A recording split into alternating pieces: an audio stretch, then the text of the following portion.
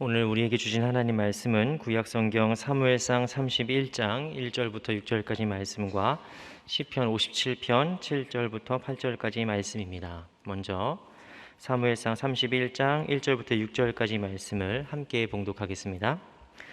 블레셋 사람들이 이스라엘을 치매 이스라엘 사람들이 블레셋 사람들 앞에서 도망하여 길보아 산에서 엎드려져 죽으니라. 블레셋 사람들이 사울과 그의 아들들을 추격하여 사울의 아들 요나단과 아비나답과 말기스와를 죽이니라. 사울이 패전함에 활 쏘는 자가 따라잡으니 사울이 그 활 쏘는 자에게 중상을 입은지라. 그가 무기를 든 자에게 이르되 내 칼을 빼어 그것으로 나를 찌르라. 할례 받지 않은 자들이 와서 나를 찌르고 모욕할까 두려워하노라 하나 무기를 든 자가 심히 두려워하여 감히 행하지 아니하는지라.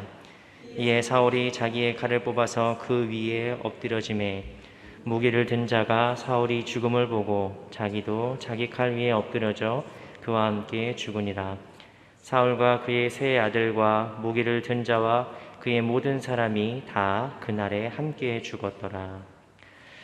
이제 시편 57편 7절로 8절까지 말씀을 함께 봉독하겠습니다. 하나님이여, 내 마음이 확정되었고 내 마음이 확정되었사오니 내가 노래하고 내가 찬송하리이다. 내 영광아 깰지어다.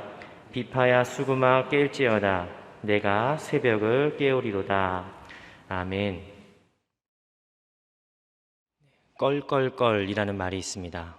아주 호탕하고 호방한 웃음소리처럼 들리시겠지만 사연을 알고 보면 아주 서글프고 안타까운 사연입니다.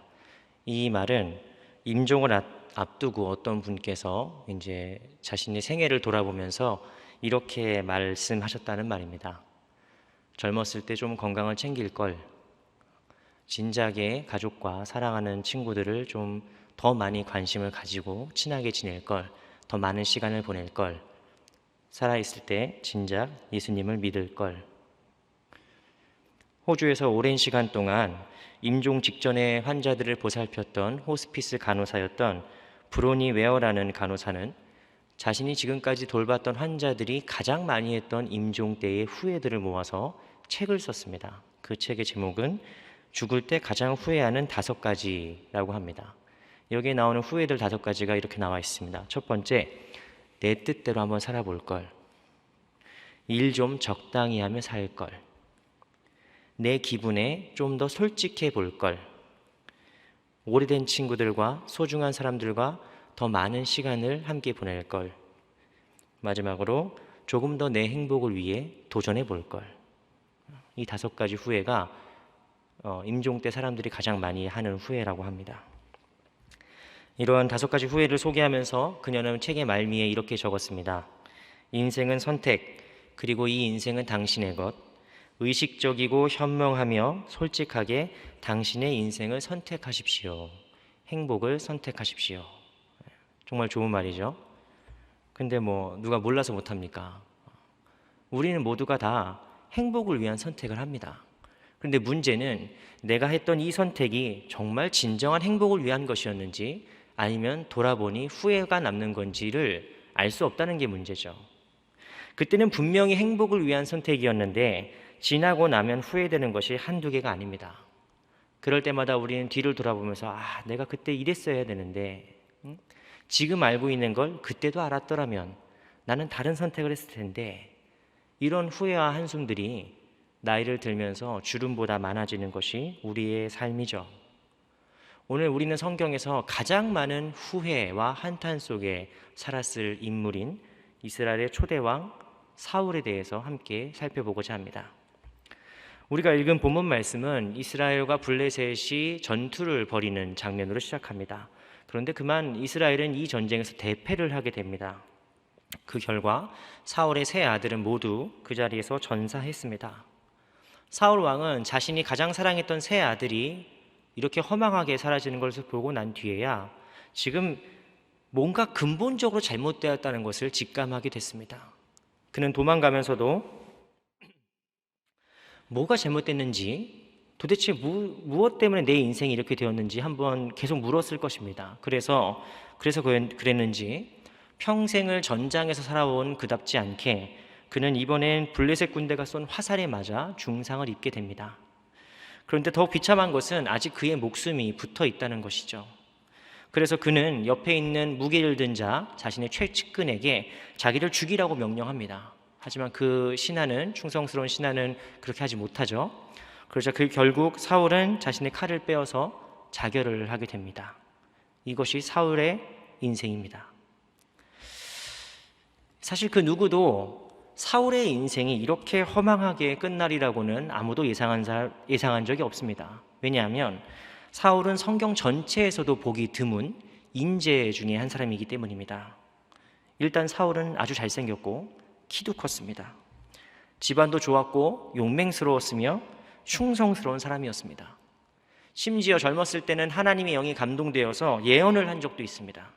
그리고 자신의 잘못이 밝혀졌을 때 눈물을 흘리면서 회개도 할 줄 아는 그런 인간적인 면을 보이는 사람이었습니다.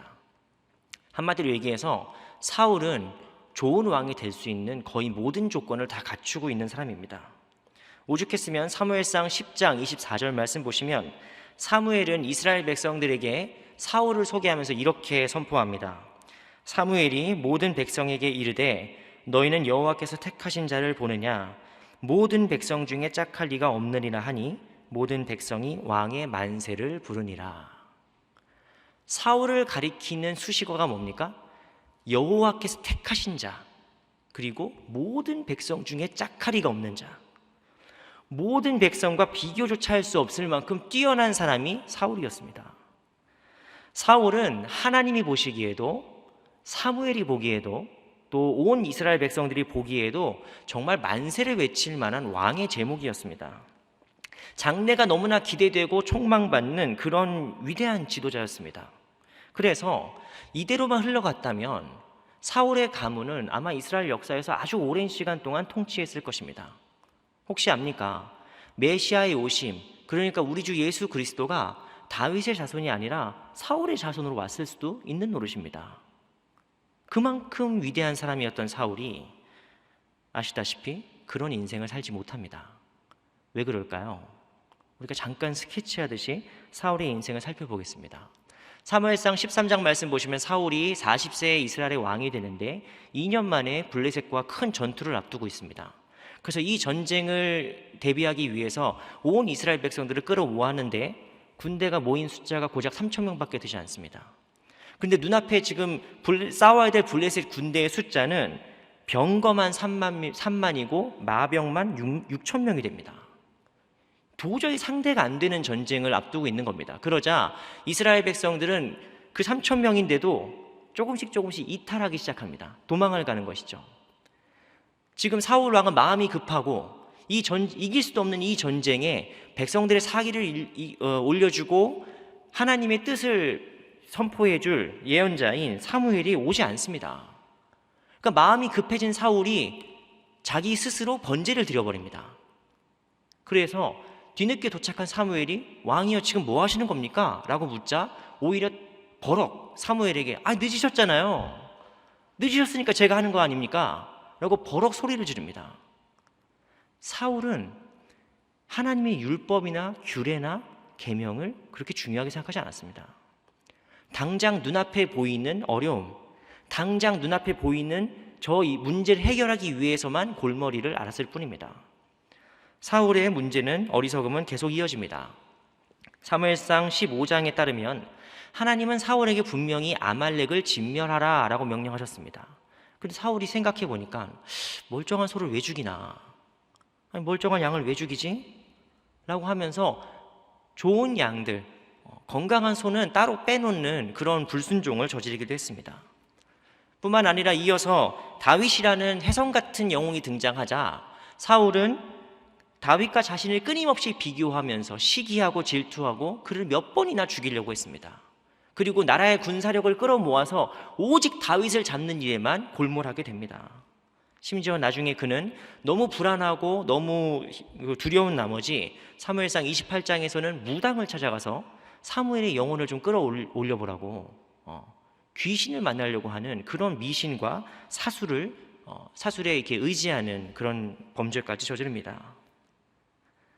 어쩌다가 왕의 제목으로 이렇게 위대했던 사람인 사울이 저렇게 비참하게 밑바닥으로 떨어져 버렸을까요? 우리는 사무엘상 말씀을 읽을 때마다 이렇게 생각합니다. 아이고, 좀 사울이 좀 참지. 아이고, 좀 하나님 말씀 좀 진득하게 기다리지. 그걸 못 기다려. 아니, 그가 좀 비교 의식을 좀 내려놓고, 아니, 다윗을 통해서 하나님이 역사하시면 그냥 그걸 인정하고 다윗이랑 손잡고 같이 선정을 일으키면 얼마나 좋아. 좀 좋아.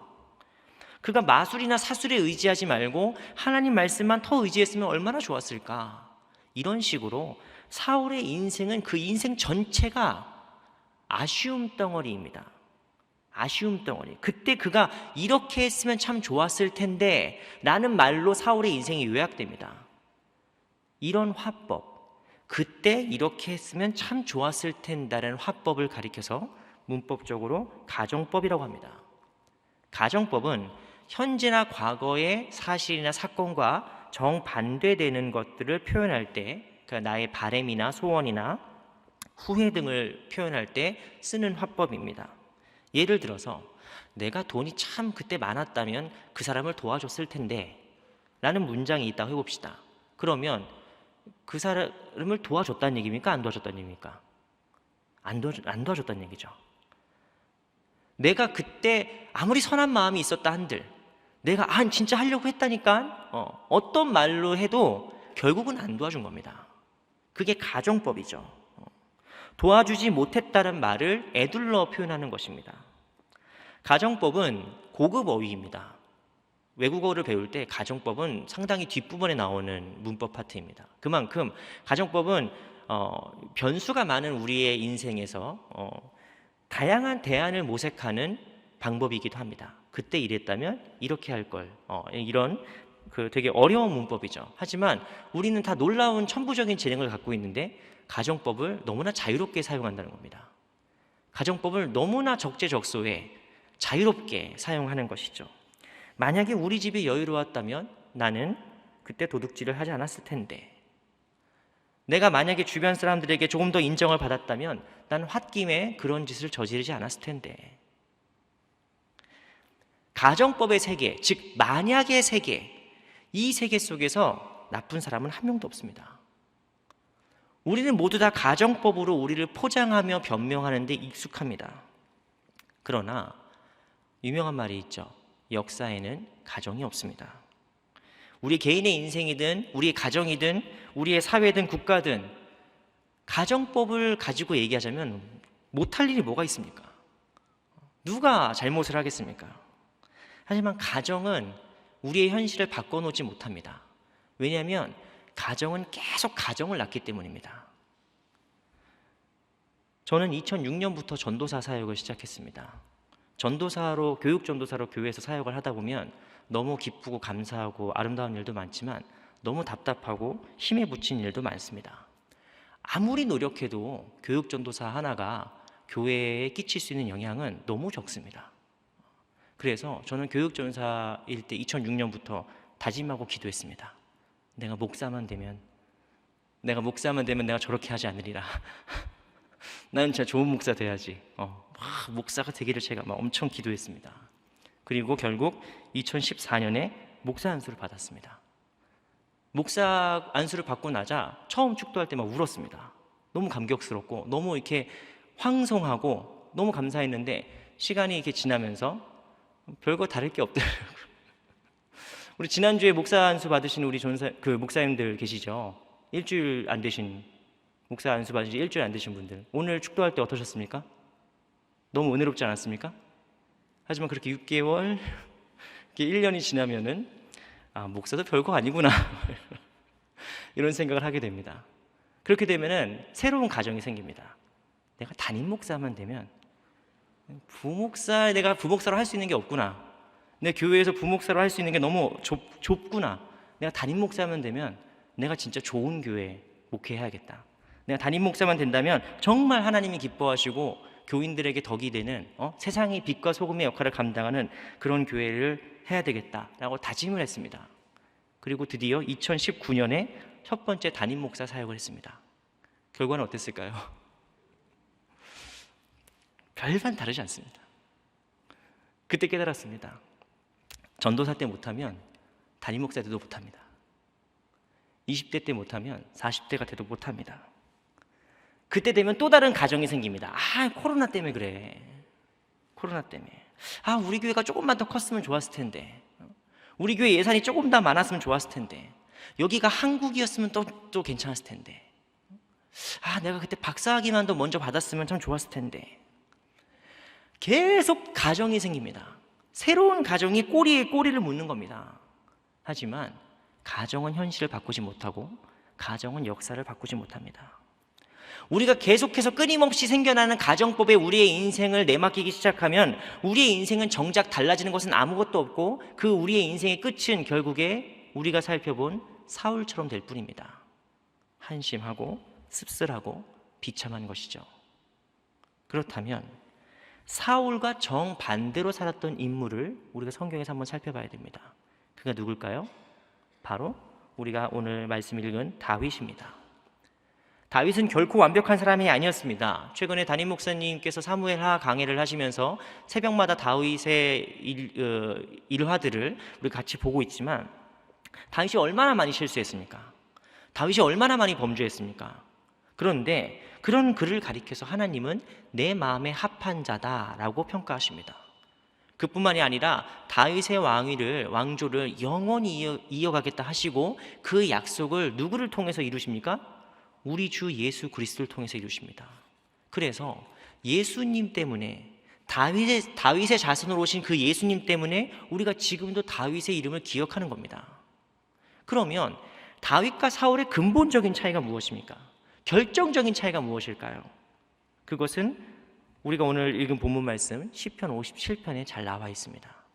시편 57편의 말씀은 그 표제어에 이렇게 써 있죠. 다윗이 사울을 피해 굴 속에 숨어 있을 때 지은 시다 라고 쓰여 있습니다. 그러니까 지금 시편 57편은 다윗이 사울에게 목숨을 위협을 피해서 쫓겨나서 굴 속에 숨어 있을 때 쓴 시입니다. 그런데 그 굴 속에 숨어 있는 사람이 부른 노래의 내용을 살펴보십시오. 7절 말씀입니다. 함께 봉독하겠습니다. 하나님이여 내 마음이 확정되었고 내 마음이 확정되었사오니 내가 노래하고 내가 찬송하리이다. 인생의 가장 어둡고 비참한 순간에도 그의 마음이 어떻게 되어 있습니까? 확정되어 있습니다. 확정되어 있는 거예요. 다윗은 인생의 절대절명의 순간에서 결코 가정하지 않았습니다. 사울이 그만 좀 쫓아왔으면 좋겠는데, 사울 왕이 좀 어디 아프지 않나? 블레셋이 좀 쳐들어오면 좋을 것 같은데 지금 나를 따르는 세력이 한 1000명만 더 있어도 내가 좀 어떻게 해보겠는데. 다윗은 이런 식으로 가정법으로 자신을 혼란스럽게 하지 않았습니다. 그는 위기의 순간에서 오히려 마음을 확정합니다. 마음이 확정되었다라는 이 구절을 독일말 성경을 보면 Mein Herz ist bereit라고 써 있습니다. Mein Herz, my heart, 내 마음이 ist bereit. bereit는 영어로 ready입니다. ready. Mein Herz ist bereit는 내 마음이 준비됐습니다. 하나님 말씀만 하옵소서. 나 지금 비록 굴 속에 있지만, 나 지금 빛도 안 들어오는 캄캄한 동굴 속에 있지만, 나 비록 지금 사울이 쫓아와서 파리 목숨 같은 신세지만 내 마음은 schon bereit, 준비되어 있습니다.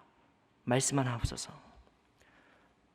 그래서 다음 절 8절 말씀 보시면 그가 이렇게 노래합니다. 내 영광아 깰지어다 비파야 수금아 깰지어다 내가 새벽을 깨우리로다.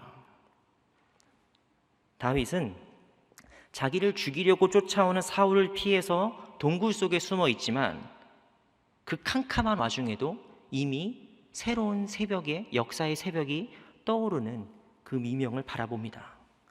바라보는 정도가 아니라 아직 잠들어 있는 저 역사의 어둠을 본인이 깨우겠다고 얘기합니다. 목숨의 위협 앞에서도 노래하고 찬양합니다. 그것은 다윗이 지금 객기를 부리는 게 아니라, 허세를 부리는 게 아니라 그의 마음이 이미 확정되었기 때문입니다. 확정되었기 때문에. 가정법에 인생을 맡기는 사람은 늘 갈대와 같습니다. 이렇게 되면 이럴 걸, 저렇게 되면 저럴 걸. 마음이 늘 갈대와 같이 흔들립니다. 하지만 확정된 인생은 이미 큰 바위와 같습니다. 어떤 상황 속에서도, 모든 상황 속에서도 흔들리지 않는 것입니다. 확정되었다라는 히브리어 단어는 나콘이라고 합니다. 이 나콘은 일어서다라는 쿤의 수동태형입니다. 니프알 동사 수동태 분사구인데, 그러니까 다윗이 지금 되게 초인적인 사람이어서, 놀라운 사람이어서 작정을 잘한 게 아닙니다. 그가 결심이 분명한 사람이라는 뜻이 아니라 그의 마음이 확정된 것이죠. 수동태입니다. 그건 뭔 뜻입니까? 하나님께서 그의 마음을 확정시키신 겁니다. 그가 마음먹어서 된 일이 아니고 하나님께서 그에게 마음을 주신 겁니다. 혼자 먹는 마음을 작심이라고 합니다. 아니면 작정이라고 하죠. 그래서 작심은 3일 가는 거죠.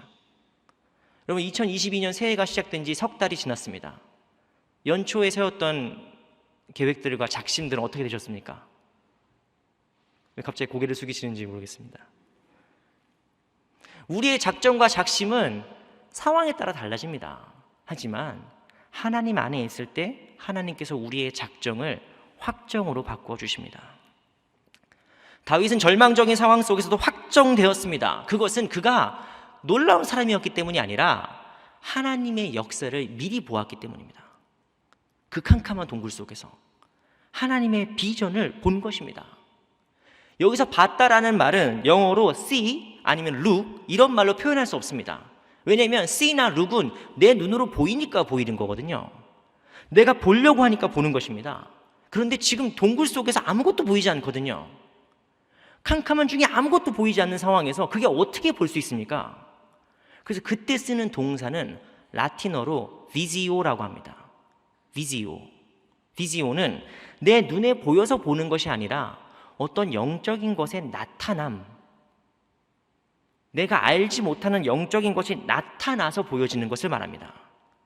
그래서 내가 뚜껑 열어서 보는 게 아니라 나에게 열린 상태로 다가오는 것입니다. 그거를 기독교 용어에서 뭐라고 하느냐? 계시라고 합니다. 오픈바룽, 열려져 있는 상태로 우리에게 다가오는 게 계시죠. 그래서 하나님의 계시를 보는 눈을 비지오라고 우리가 특별한 동사를 써서 얘기하고, 이 비지오라는 단어에서 나온 유명한 단어가 비전입니다. 그러니까 오늘 우리가 이 말씀을 중심으로 살펴보자면, 다윗의 마음이 확정되었다는 건 어떻게 확정되었습니까? 다윗이 위대했다는 뜻이 아니라 다윗이 하나님의 비전을 가졌다는 말로 이해할 수 있습니다. 그거 어떻게 캄캄한 동굴 속에서도 확정될 수 있습니까? 하나님이 보여주셨기 때문에, 하나님의 비전을 보여주셨기 때문입니다. 비전을 보통 얘기하면 많은 청소년들과 청년들이 이렇게 기도합니다. 하나님, 서울대 보내주십시오. 서울대 보내주시면 제가 서울대 가면 하나님께 충성하는 사람 되겠습니다. 하나님, 제 사업 성공하게 해주십시오. 취업되게 해주십시오. 그러면 제가 하나님께 10의 2조라도 바치겠습니다. 하나님께서 짝지어준 배우자를 허락해 주십시오. 그럼 믿음의 가정을 잘 세우겠습니다. 좋은 기도 제목입니다. 그런데 그건 비전이 아니죠. 그건 서원이죠. 많은 청소년들과 청년들이 비전을 하면 능동태라고 생각합니다. 내가 하나님을 위해서 뭘 하는 것이라고 생각합니다. 그렇지 않습니다. 비전은 기본적으로 수동태입니다. 하나님이 보여주시는 게 먼저입니다. 하나님이 열어서 보여주시고 그 비전에서 내 마음이 확정되는 겁니다. 수동태가 먼저입니다. 그래서 이것을 깨달은 바울의 인생은 어땠느냐? 사도행전 20장 24절에는 바울이 비전의 사람이 어떻게 사는지를 보여줍니다. 이렇게 삽니다. 내가 달려갈 길과 주 예수께 받은 사명, 곧 하나님의 은혜의 복음을 증언하는 일을 마치려 하면은 나의 생명조차 조금도 귀한 것으로 여기지 아니하노라. 주 예수께 받은 사명이 먼저입니다. 바울이 목숨 걸고 복음 증거하고 정말 우리가 존경할 만한 위대한 위인인 건 맞는데, 주님께로부터 받은 사명이 먼저라는 것이죠. 비전은 하나님께서 보여주시는 그 비지오, 보여주시는 그 영적인 비전을 가지고 확정되는 것에서 시작합니다. 그게 수동태인 것이죠. 그 비전의 사람은 어떻게 사느냐? 그냥 삽니다. 그냥 합니다. 하나님께서 주신 마음, 그 마음 그냥 합니다. 남들한테 욕을 먹건 안 먹건, 남들한테 인정을 받든 안 받든, 지금 상황이 좋건 안 좋건, 지금 내가 동굴에 있건 궁전에 있건 그런 건 중요하지 않습니다. 비전의 사람은 그냥 지금 합니다. 천천히, 느리지만 조금씩 지금 하는 겁니다. 수많은 사람들이 가정으로 비전을 얘기합니다. 하나님, 제가 돈을 많이 벌면 그때 봉사할게요. 하나님, 제가 우리 아이가 좀 크면은 그때 사역할게요. 그렇지 않습니다. 비전은, 확정된 마음은 지금부터 조금씩 천천히 하는 것이죠. 왜? 방향이 정해졌기 때문입니다. 방향이 정해졌기 때문에. 가정법으로 사는 인생은 방향이 정해져 있지 않습니다. 그 차는 페라리 타면 뭐합니까?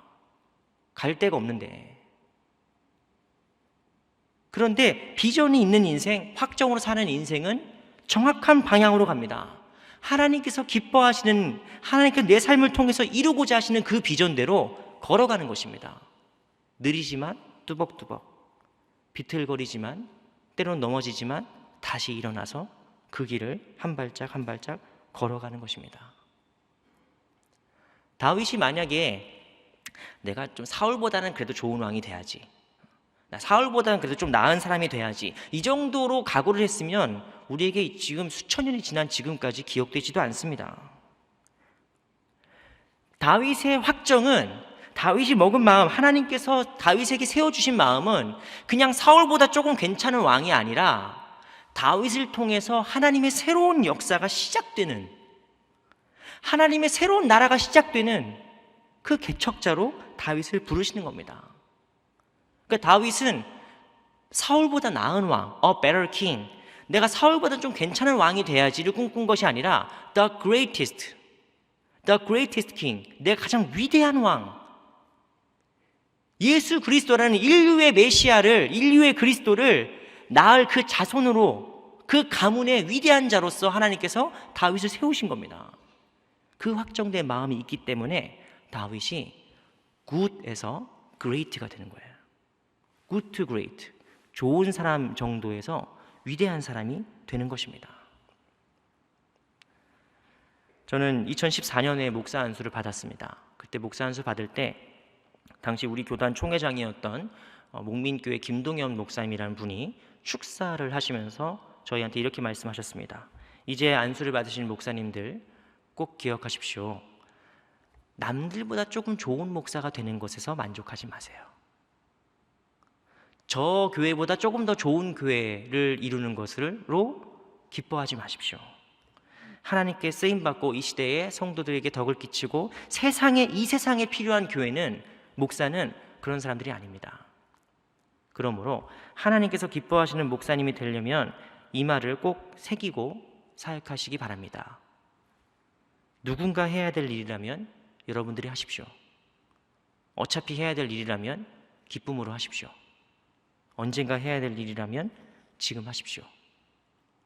그게 당시 총회장 목사님이었던 김동현 목사님이 저희에게 해주신 말인데, 저는 그 말씀이 남 얘기 같지 않았던 게, 그때 그 목사님, 김동현 목사님 아들이 저랑 같이 목사 안수를 받았거든요.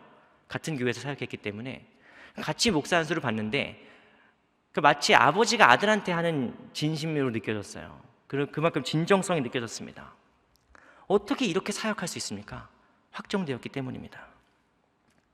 우리 교회 성도들이 많이 오면 더 열심히 사역해야지가 아니라 그냥 하나님이 주신 그 마음으로 조금씩 천천히 지금 바로 시작하는 게 비전입니다. 오늘도 하나님께서는 비전의 사람들을 찾고 계시고 하나님의 비전으로 확정된 자들을 찾고 계십니다. 가정들을 세워서 자기를 변호하고 포장하려는 사람들이 아니라 모든 상황 속에서 그 하나님께서 주신 마음을 이루려고 확정된 사람들을 찾으신다는 겁니다.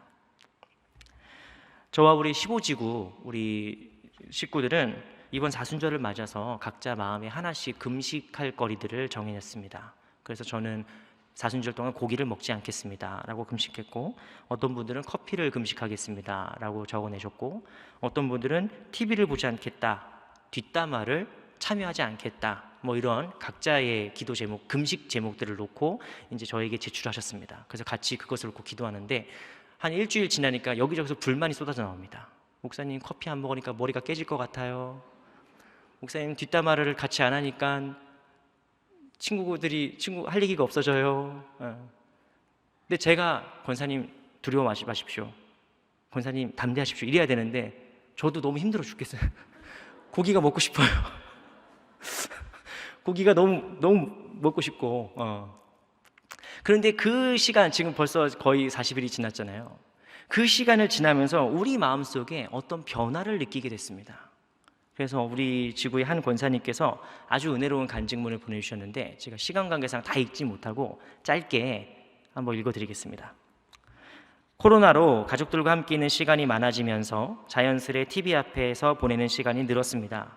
재미도 없고 의미도 없는 프로그램조차 그냥 계속 보면서 시간을 낭비하는 경우가 많았습니다. 그래서 이번 사순절은 시간을 절제하며 드라마와 예능을 보지 않기로 작정했습니다. 끊지 않으면, 또 비워내지 않으면 다시 채울 수 없는 저의 시간과 생각 속에 주님께서 다가오심을 더 깊이 누리게 되었습니다. 드라마와 예능을 금식하고 그 시간을 말씀과 기도로 채우면서 저는 그동안 제가 주님께 구하지 않았던 것들, 찾지 않았던 것들, 두드리지 않았던 것들에 대한 저의 불신앙을 바라보게 되었습니다. 주님께 기도하고 구하기보다는 염려와 걱정, 그리고 나태함과 수많은 핑계들이 가득했음을 깨닫게 되었습니다. 이번 묵상과 금식은 저의 틀어져 있던 것들, 상처들, 미워하는 마음, 소용할 수 없던 것들, 이 모든 것들을 기도 제목으로 바꾸게 되는 은혜가 되었습니다. 이번 사순절은 주님이 저를 치료해 주시는 시간이 되었습니다. 주님은 저에게 이미 많은 것을 주셨고 또한 더 많은 것을 예비하고 계심을 확신하게 되었습니다. 변화가 느껴지시죠? 그 마음속에. 단순히 TV를 본다 안 본다의 문제가 아니라 이 시간을 비워내고 확정된 작정된 마음을 가지니까 하나님께서 그 우리의 작심을 확정으로 바꾸어 주신다. 이것이 변화의 과정입니다. 내일부터 시작되는 이 고난주간 우리가 배우고 따라야 될 마음이 무엇입니까? 그것은 바로 십자가를 지신 우리 주 예수 그리스도의 마음입니다. 그러면 예수 그리스도의 마음이 도대체 뭡니까? 그것은 우리를 구원하시려 사랑하시려 확정되신 마음입니다. 우리 주님은 친히 십자가를 지셔서 우리 모두를 구원하기로 작정하신 분입니다. 그리고 죽기까지 나의 뜻이 아니라 아버지의 뜻으로 확정되신 그것이 바로 우리 주님의 마음입니다. 그러므로 이번 주는 특별히 이 고난주간을 맞아서 우리가 주님의 이 확정된 마음을 닮아서 우리 또한 확정된 인생으로 하나님의 비전의 사람들로 거듭나야 될 줄로 믿습니다. 그 여정 가운데 함께 걸어가며 살아가는 저와 여러분 모두가 다 되기를 주님의 이름으로 축원합니다. 기도하겠습니다.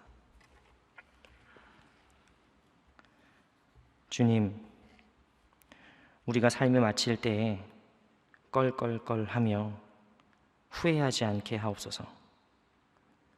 우리 주변의 사람들이 혀를 끌끌끌 차며 저분이 좀 그때 그랬더라면 이런 아쉬움의 소리가 나오지 않았으면 좋겠습니다. 후회 없는 인생이 어디 있고 아쉬움이 없는 인생이 어디 있겠냐만, 그럼에도 불구하고 주님, 우리의 삶이 더욱더 분명하고 더욱 확정되게 하옵소서. 주님만이 우리의 굳건한 반석 되시니 우리가 모든 상황 속에서도, 그 어떠한 상황 속에서도 주님의 마음을 닮아 주님 걸어가신 그 십자가의 길을 우리 역시 걸어가게 하옵소서. 예수 그리스도의 이름으로 기도드리옵나이다. 아멘.